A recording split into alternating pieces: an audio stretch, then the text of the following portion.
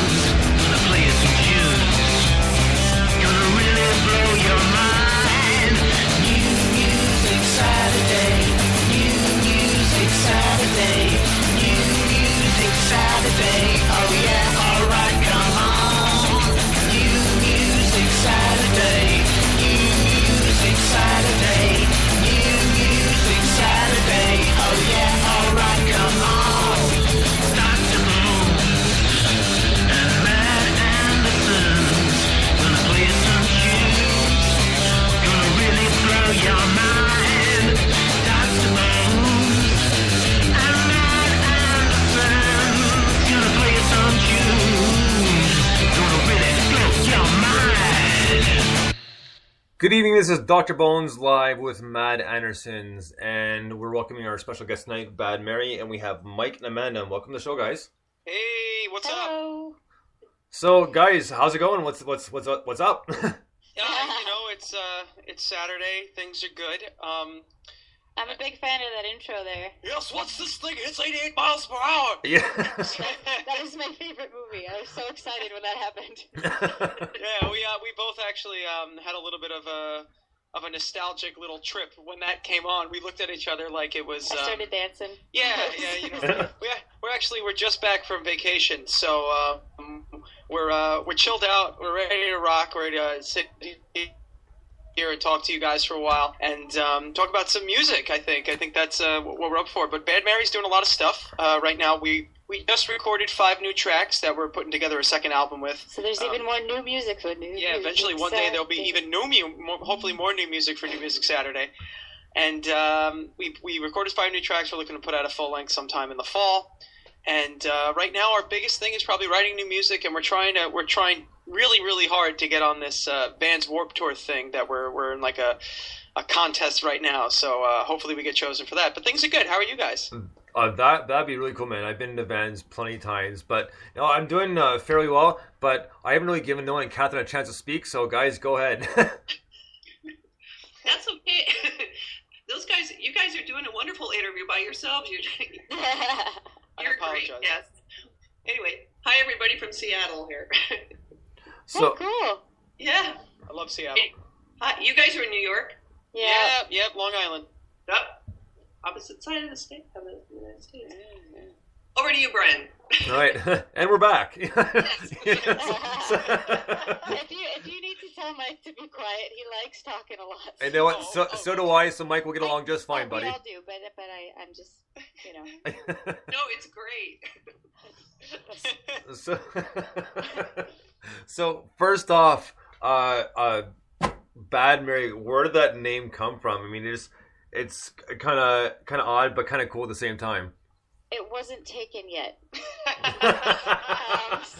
Good answer. That's pretty much Well, to give you the physician's opinion here, something a little bit maybe more educated. Well, wasn't taken. Actually, that was today. We're deciding to give our name here. To pick a name here, we had to search the internet and make sure that it wasn't something that was taken, but because we had a different name when we started and everything was named the same thing. So yeah, it was like,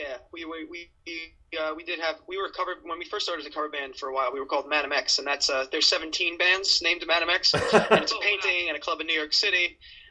Yeah, exactly. So what ended up happening is we wanted something that was quick to say, easy to remember, and something that kind of captured the point that we have a female-fronted band. So, and it was punky enough to kind of fit with our motif there. I like our guitarist's wife though made a really cool point about it, and that if you shout it across a parking lot, you'll still understand what the other person is saying. Because we came up with some that were like, this is not understandable. It's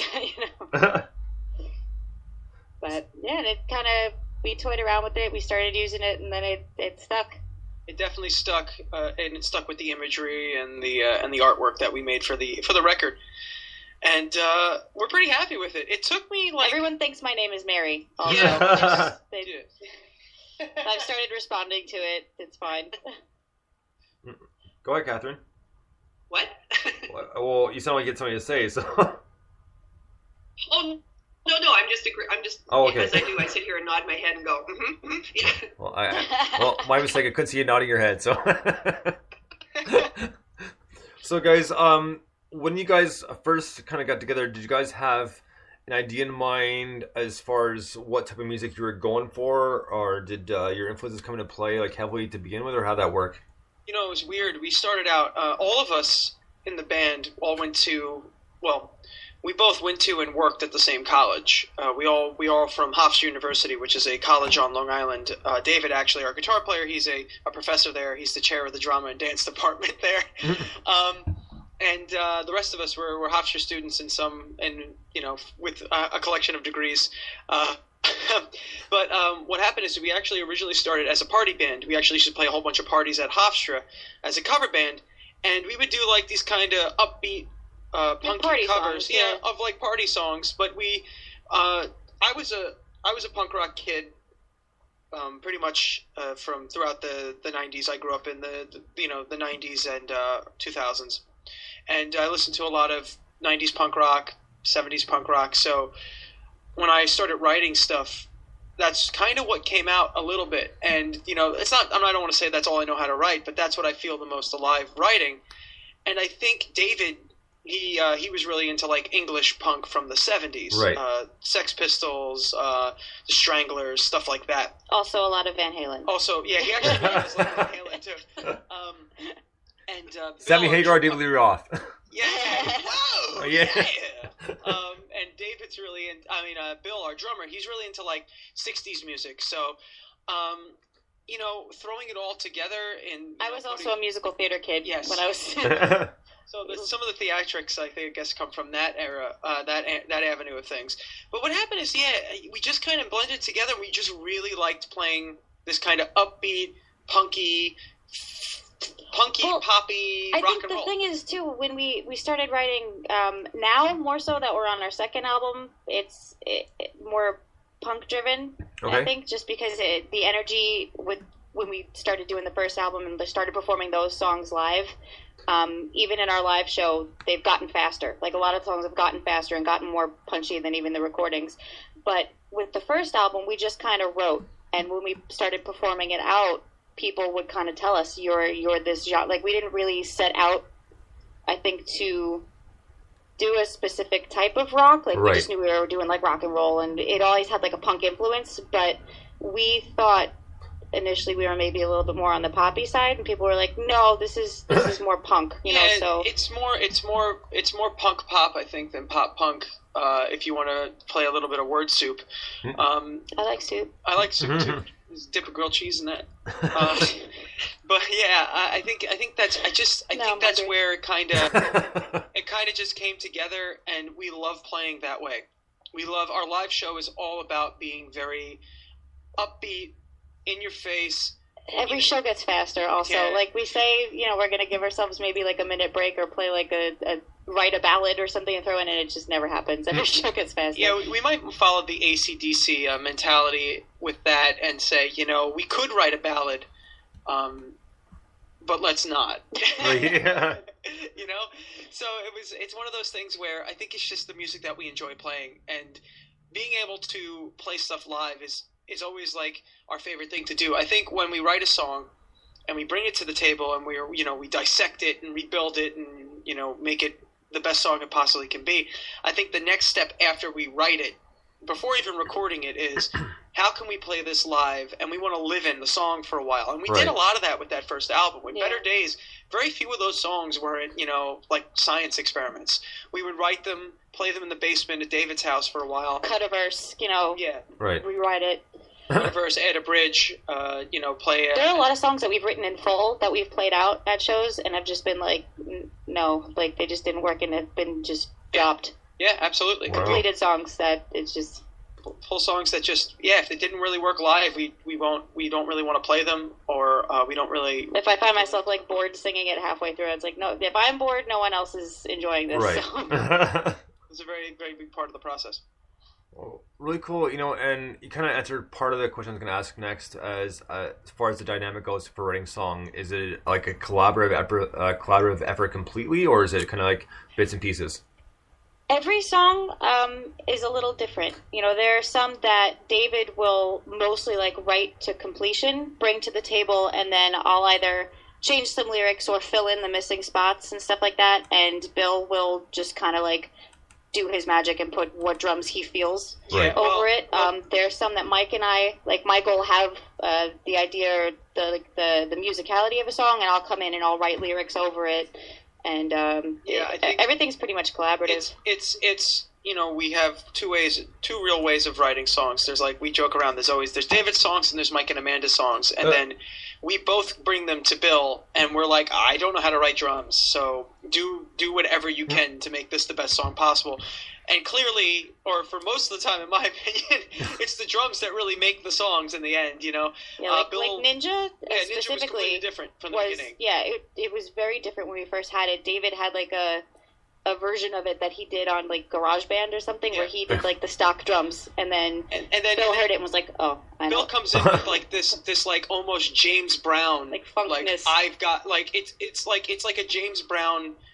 Funky. It's like I Feel Good. It's almost like the drums to I Feel Good, very fast, and just funky and just in the pocket and together, and it worked. When we play it live too, he has a whole separate intro that he plays that's just a drum intro. Yeah, we make the audience curse a lot, so it's always good. So, Catherine Nolan? Nolan here. I'm curious about the gigs you guys play. Do you play mostly originals now, and if so, what kind of venues you play? Now we do. If we have a longer set, we'll throw in like a cover or two, just because they're still fun for us to play. And especially if there's new crowds that we haven't seen yet and they don't quite know us, that's a great way to like introduce us to them. But since we have like half of our second album completed, we have enough original music that we're lately finding that we've cut some songs that have been like stock songs in our original sets. Like we can't fit all of our it's almost like we can't fit all of our own material now in our sets. So that's always nice to have too many of your own songs. We play in Manhattan a decent amount. Long Island actually has a bunch of rock clubs that are really great. When we started and we're more of covers, we would kind of a lot of our gigs were like as a bar band. Like we'd be in regular bars, kind of like in the corner playing and practicing out. But now a lot of them are at like more rock clubs that are geared more towards the music than just kind of being a lot of rock clubs. We play with a lot of aggressive bands in general. We're playing a lot of rock clubs in Manhattan, Brooklyn. Of course, Brooklyn is like the new cool place to be. So there's a lot of great clubs in Brooklyn, like the Trash Bar, which was recently moved from Williamsburg in Brooklyn to Bushwick in Brooklyn. Bushwick's actually the next Williamsburg, I always say, in my opinion.